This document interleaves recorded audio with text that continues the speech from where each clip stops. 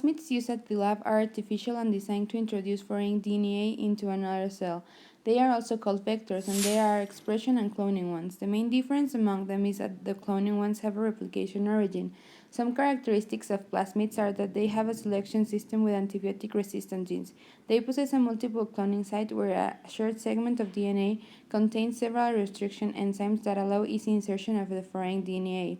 They have a promoter and terminator region that drives the transcription and target gene. A selectable marker can also be present, such as GFP, and they also have a primary binding site used as an initiation point for PCR amplification or sequencing.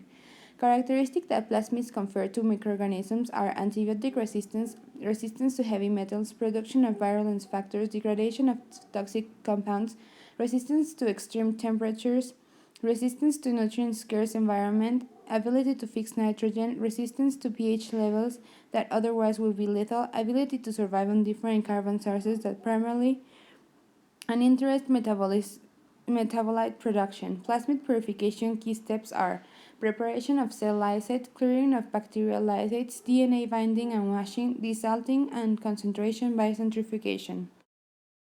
In this practice, we made an extraction of plasmid throughout the method of alkaline lysis. The first difference between obtaining a plasmid or any other nucleic acid like DNA or RNA is the chemicals that we use. In this alkaline lysis, we neutralize the DNA and proteins by using NaOH, and then we neutralize the solution with glacial acetic acid, and we add a solution of that was concentrated with salt. So our DNA plasmid would be closed and will reneutralized and maintained soluble. There are several ways we can obtain our plasmid. There is the circular relaxed, the lineal, and the supercoiled. And these three isoforms can be watched in the gel of electrophoresis, being the supercoiled the one that migrates more. For the methodology, STA buffer was used, as well as GTE buffer and EDTA solution. Also, we use SDS solution and a high salt solution, 5 molar, and we use the centrifuge, and we perform some washes over the pellet that we got, and then we run a gel with the purified DNA. In the gel, we can see some degradation and the formation of 3 different bands that will be further discussed. In this practice of extraction of DNA plasmid throughout the method of alkaline lysis, we obtained the three isoforms of the plasmid, although they weren't really well observed in the gel because they weren't like really concentrated.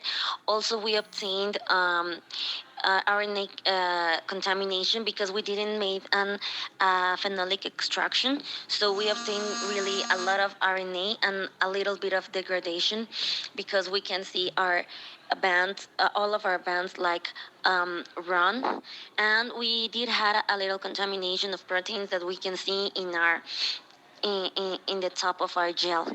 But in general, our three isoforms can be observed in the electrophoresis gel.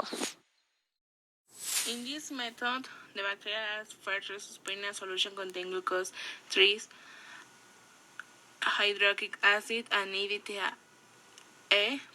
Chelax divalent containant essential for DNA's activity and for the integrity of bacterial cells in order to prevent DNAs from damaging the plasmid and to help the stability of the cell wall, where glucose helps maintain the osmotic pressure of the cell.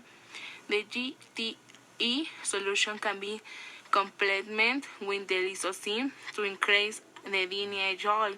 Afterward, the lysis step use a lysis buffer that contain hydroxy sodium and sodium tosesyl sulfato SDS, which help to solute the cell membrane and break down the cell wall. But most important, the DNA is denatured by high the pH of the solution because it drops the hydrogen bonding between the DNAs. In the last layer of the gel, we can observe our plasmid sample. The formation of three different bands can be noticed, but there is also lots of contaminating agents. There could be RNA because a phenolic extraction was not performed or the amount of sample was loaded was excessive.